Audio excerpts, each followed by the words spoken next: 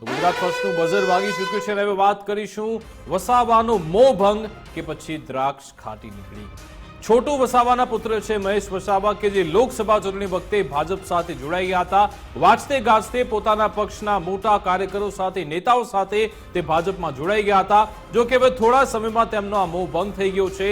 કદાચ એમને એ વાસ્તવિકતા સામે આવી ગઈ છે જે વાસ્તવિકતા એમના જ પિતા છોટુ વસાવા બતાવી રહ્યા હતા। છોટુ વસાવાએ તેમને વાળવાનો ખૂબ પ્રયત્ન કર્યો હતો કે ભાઈ તું ત્યાં ન જા, તારે પાછું તો આવવાનું જ છે। પરંતુ એ વખતે મહેશ વસાવાએ કહ્યું કે મારા પિતા ખોટું બોલી રહ્યા છે। છોટુ વસાવાને કંઈ ખબર પડતી નથી, આવી બધી વાતો થઈ હતી। અને પછી બીટીપી જે વખતે મહેશ વસાવા તેના અધ્યક્ષ હતા એની સાથે ભાજપમાં વિલીકરણ થઈ ગયું અને પછી છોટુ વસાવાએ નવા પક્ષની સ્થાપના કરી હતી। આજે ભાજપ છોડ્યા બાદ મહેશ વસાવાએ નિવેદન આપ્યું કે વિચારધારાને કારણે તેમણે ભાજપ છોડી છે।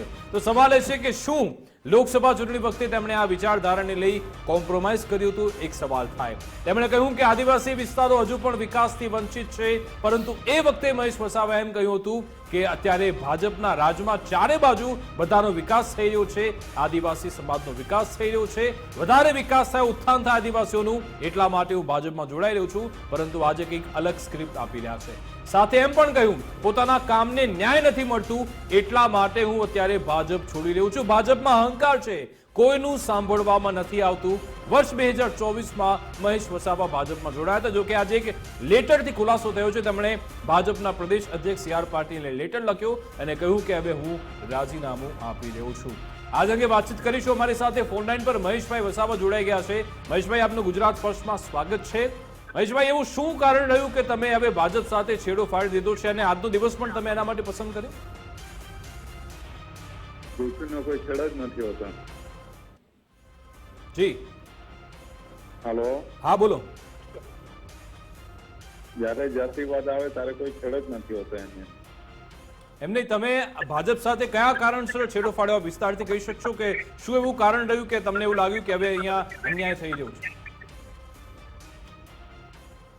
જયારે કોઈ લોકશાહી જેવું વસ્તુ નહીં હોય તો આગળ કેવી રીતે ચાલી શકાય? કહેવાનો મતલબ જે બી છે તે આ વસ્તુ જયારે ભાજપમાં અમે જોડાવાની તો વાત ઠીક છે, પણ અમારે મનસુખભાઈને જીતાવા હતા અહીં ગાડી, એટલે અમે ભાજપ સાથે જોઈન થયા।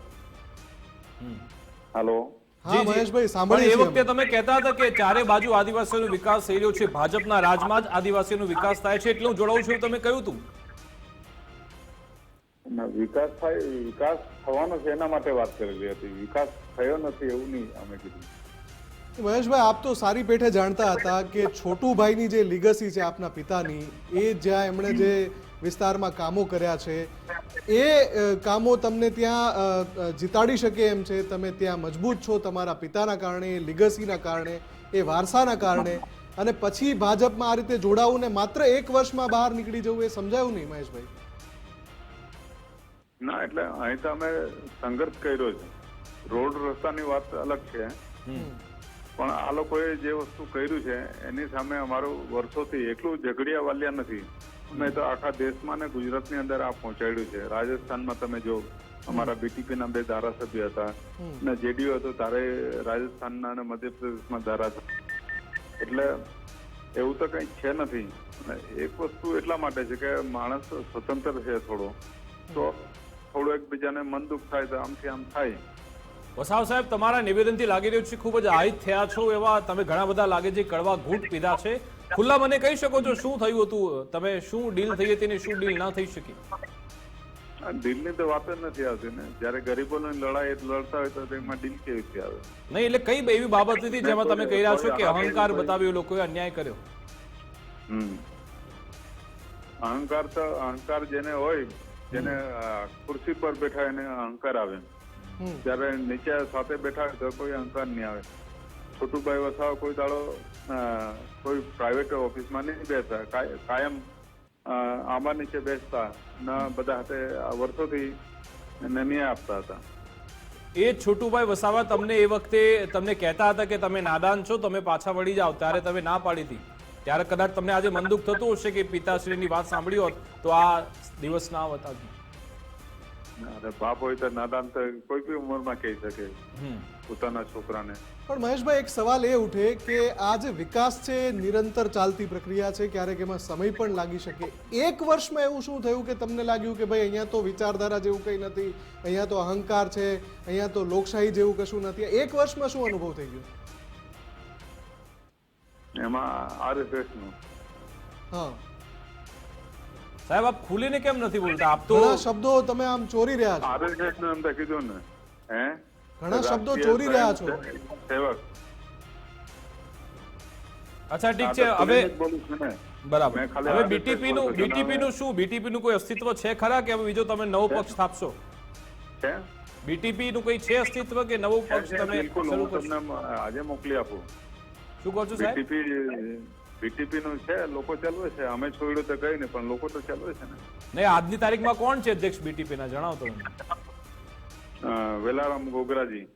અચ્છા, એમને બધું વસાવા સોંપેલું. સાહેબ, મારે એક સવાલ એ પૂછવો છે કે હવે આ તમે નિર્ણય લઈ લીધો અને તમે કહી દીધું કે આ રીતે ભાજપમાં તો વિચારધારા અને અહંકાર છે અને કોઈ સાંભળતું નથી. તમારી રાજનીતિ હવે કયા આધારે ચાલશે? શું તમે બીટીપી ને જ મજબૂત બનાવવાના છો કે કોઈ બીજો નવા નવો પક્ષને મજબૂત બનાવવાના છો કે કોઈ સ્વતંત્ર રાજનીતિ કરવાના છો? બસ હું તો અન્યાય થાય એની સામે લડવાનું કામ કરીશ હવે પછી. હવે એના માટે આપને કોઈ પોલિટિકલ પાર્ટીનો સાથ તો જોઈશે. તો એ કઈ પાર્ટી? તમારા પિતાશ્રીની પાર્ટી છે ભારતીય ટ્રાઇબલ સેના, આદિવાસી સેના, કોઈ એમણે સંગઠન બનાવ્યું હતું? અમે તો સમાજનું કામ કરીશું. એમાં પછી જેને સપોર્ટ કરવો હોય તો કરે, નહીં તો પછી કઈ વાંધો નથી, પણ કરીશું જે બી લડવા માટે છે. અચ્છા, આપને પછતાવો થઈ રહ્યો છે ભાજપમાં જવાનો? આટલો સમય તમે ત્યાં વિતાવ્યો, એનો પછતાવો છે આપને? હે, એનો પછતાવો છે ભાજપમાં જવાનો આપને? હવે કેસરી પહેરવાનો પસ્તાવ છે અમને, બીજું તો કઈ છે. કેસરી ફેરાનો પછતાવો. બિલકુલ. હમ. કદાચ એ વખતે તમે પિતાશ્રીની વાત સાંભળી તો તમારે આ રીતનો વાર્તાલાપ આજે ન કરવો પડ્યો. આભાર મહેશભાઈ, અમારી સાથે જોડાવા બદલ, વાતચીત કરવા બદલ. તો ખુલીને નથી બોલી રહ્યા, ખુલીને પરંતુ નથી બોલી રહ્યા. જોરદાર કેટલીક એમને વાતો કોઈ એ ઝટકો છુપાવી લાગ્યો રહ્યા છે, છે. કોઈ ઘણી બધી બાબતોમાં એ સ્પષ્ટ પણ નથી દેખાઈ રહ્યા કે ભાઈ આગળનો એમનો રોડમેપ શું છે, હવે શું કરવાના છે. બીટીપી ને જ મજબૂત બનાવશે કે જેનું અસ્તિત્વ હવે એમણે કોઈ અધ્યક્ષનું નામ આપ્યું કે જે અત્યારે સંભાળી રહ્યા છે, એ એમની સાથે એમની શું ભૂમિકા રહેવાની એમના છે, પિતાજી જોડે જશે કે અથવા કશું જ પિતાજી નથી? સાથે એ જોડાશે. ભારત આદિવાસી સેના એવું કોઈ સંગઠન પણ સ્થાપના કરી હતી કે પછી એક સ્વતંત્ર રાજનીતિ કરવાનું વિચારી રહ્યા છે નવેસરથી, કે પછી ત્યાં જે સ્થાપિત નેતાઓ છે એમાં એમના પિતાશ્રી પણ છે અને બીજા જે યુવા ચહેરાઓ છે એમાંથી કોઈની સાથે રહીને આદિવાસીઓ માટે કામ કરવાના છે. આવી કોઈ સ્પષ્ટ વાત નથી કહેતા, પણ પણ આમાં સ્પષ્ટ વાત એમણે એ મુફદ્દલ- કરી કે વિચારધારા એમને ન ફાવી ભાજપની, ભાજપનો અહંકાર એમને ન ફાવ્યો, એટલે એમણે ભાજપ છોડી દીધો. આ અત્યારે મહેશ વસાવા કહી રહ્યા છે. આમાં ભાજપને ખૂબ જ મોટો ફાયદો એ છે મુફદ્દલ કે ભાજપને હંમેશા એ ડર હોય છે કે જે સ્થાનિક લેવલના જે મોટા નેતાઓ છે હંમેશા તેમને હરાવતા હોય છે. અને હવે મહેશ વસાવા વિશે સ્થિતિ એવી થઈ ગઈ છે કે આગે કુવા ઓર પીછે ખાઈ. કારણ કે એમણે બીટીપી જ્યારે જોડાયા હતા ત્યારે અધ્યક્ષ હતા ભાજપમાં, અને પછી ઘણા બધા નેતાઓ કાર્યકરોને લઈ ભાજપમાં જતા રહ્યા. બીટીપીનું અત્યારે જરાય અસ્તિત્વ નથી. છોટુ વસાવા એક નવી પાર્ટી લઈને ઉભરી આવ્યા છે, અને હવે જે એ વ્યક્તિ 2012-2017 સતત ધારાસભ્ય બનીને આવ્યા હતા, હવે કોઈ પક્ષના રહ્યા નથી એ સ્થિતિમાં છે.